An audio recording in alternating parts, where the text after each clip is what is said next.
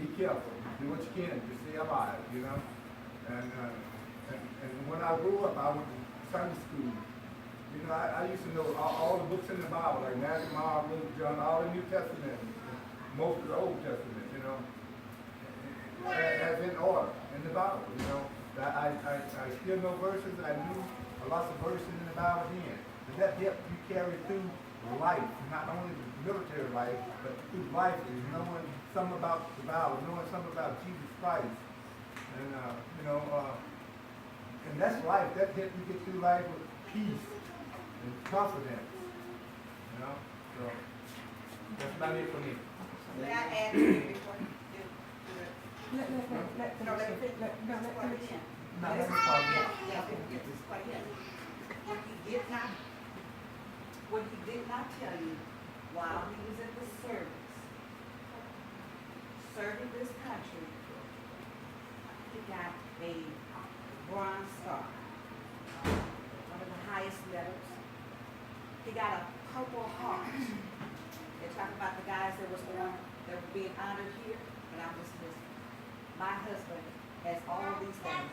Have a letter that he just served, did his country well, and he took the letter because he did what he was supposed to do. And I found that like 2 years after we got married, in the trunk of his car, all greased up, and it was from the President of the United States. And I have it right now framed. So Purple Heart, Bronze Star, and like a shooter, the rifleman, marks, whatever that is. So we need to tell y'all. That's the best of this.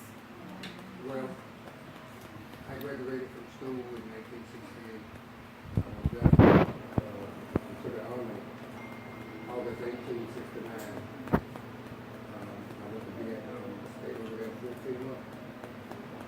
And I go, well, that first one I got there, I was in infantry. But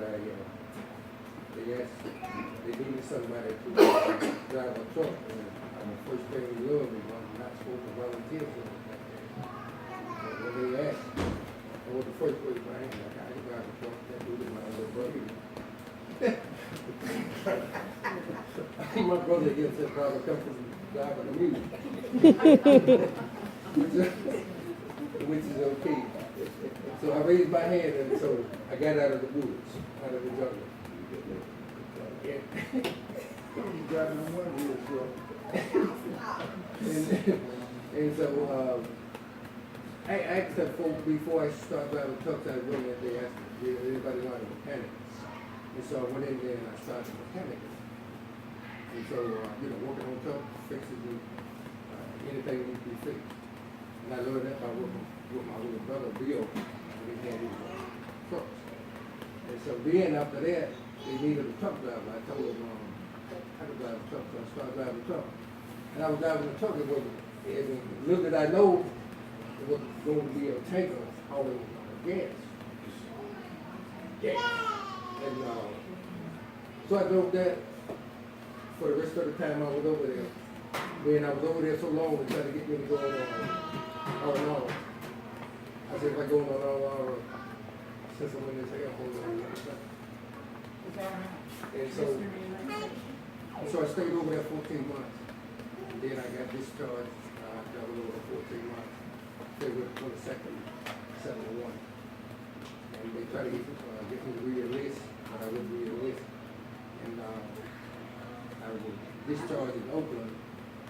And when I saw my brother-in-law coming to pick me up, well, not my brother-in-law, my wife up, my sister husband, I left my duffel bag, I guess it's still by the post, I left it at the fort, at the army base. And I run and jumped in the truck. I said, let's get out of here before they call me back in. Go home. So I left, and I ain't been back, and I ain't going back. Nope, I'm done. It's up to the younger guys to take over now. I'm passing the torch today. You guys take over, see if you can learn how to be a sharpshooter, hit anything you want to hit, and stay alive. That's all I can say. Stay in school, learn all you can, and pray all you can. Believe it, pray all the time. And do the best you can. Because you don't have no strength to do anything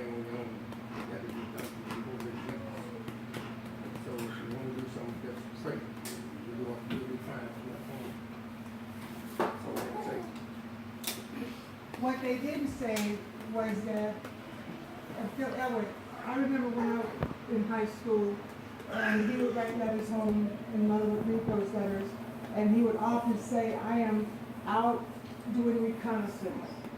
And that's like when Ohio Silver, what was it? Tonto would send out often to search out the land to see whether or not there were any bad guys, any Indians, whatever, out there, so that they could go ahead and do their treasure. Edward was one of those individuals who was often out in front of the front lines doing reconnaissance to see where the enemy was located.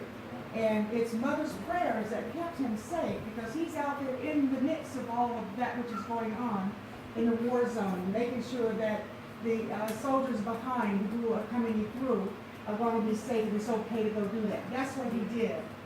And the prayer of my mom and my dad and those sisters and brothers and my grandmother back in that cycle of time, in the mid-60s, was what carried him through there. And I just remember that knowing that she was praying for him and that his safety he was there and he was safe because of her prayers.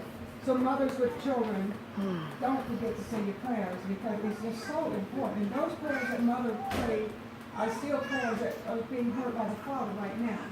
And the prayers that Mama Violet, your great-grandmother, prayed are still being heard by the Father now. You understand, mother had 14 children, and many of them started out when she was 15. So she had several children by the time she was 20 years old, that many children, and they all grew up to be grown people. That happened because she was a praying mother, and she had a praying mother herself and praying aunts and stuff. Now, there's one other thing that I would like for us to share. Sandra wondered it was too young. Was when in 1958, we were very young. Wanda was just born. Was not born.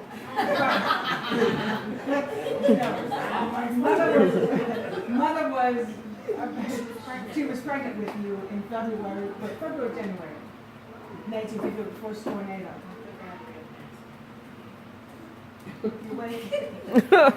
Mother was pregnant with one, so she would not know. In 1958, we survived a very fierce tornado that totally destroyed our house. Edward was around then.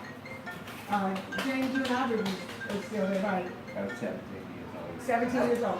So I would like to just briefly have each one of you share your experience, because each one of us sees it from a different perspective. Because I was just 8 years old. You guys were big enough to so tell your perspective of what that tornado was like that destroyed our farms. Okay.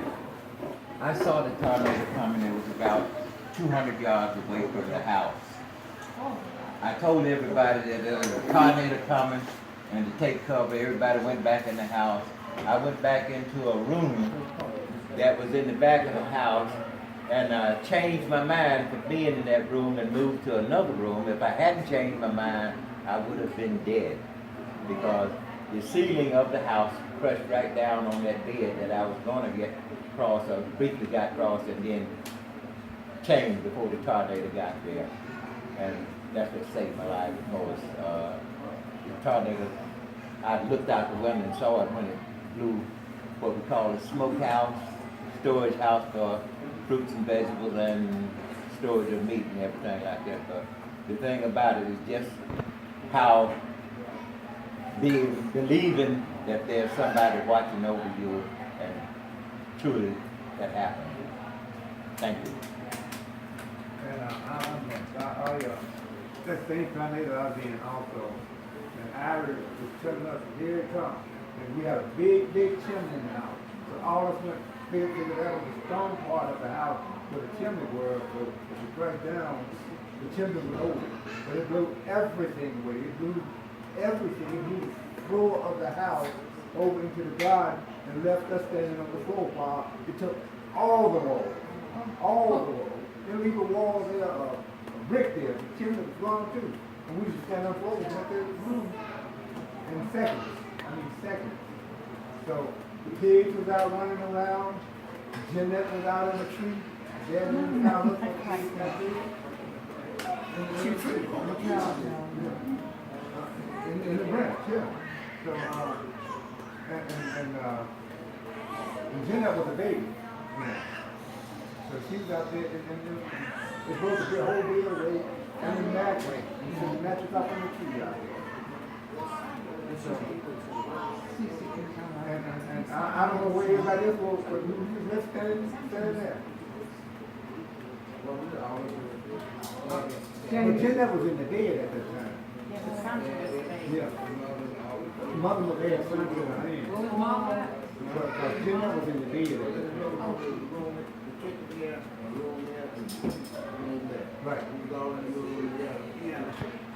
Right. Right. You open the corner. And Everything. everything's off.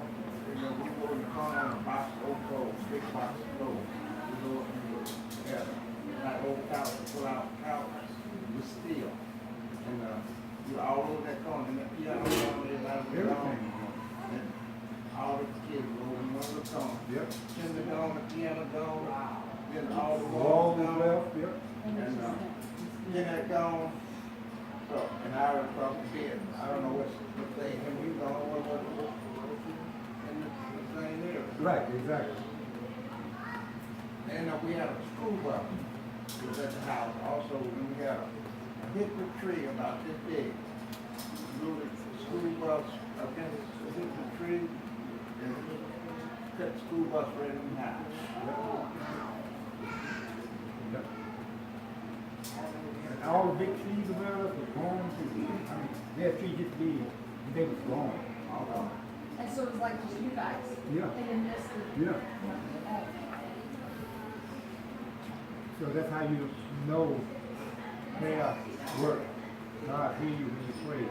And prayer protects you. Prayer sustains you. No matter who's praying for you, as long as you praying for you and somebody else praying. And even when you're too smart or too dumb, or don't help to pray for yourself, if somebody else praying for you, it still works. Besides the saying there, as what he was saying, the power of a mother's prayer, the power of her beginning, and whoever instilled that in her, because we know that things like that trickle down to the generation of the Bible says that. Because her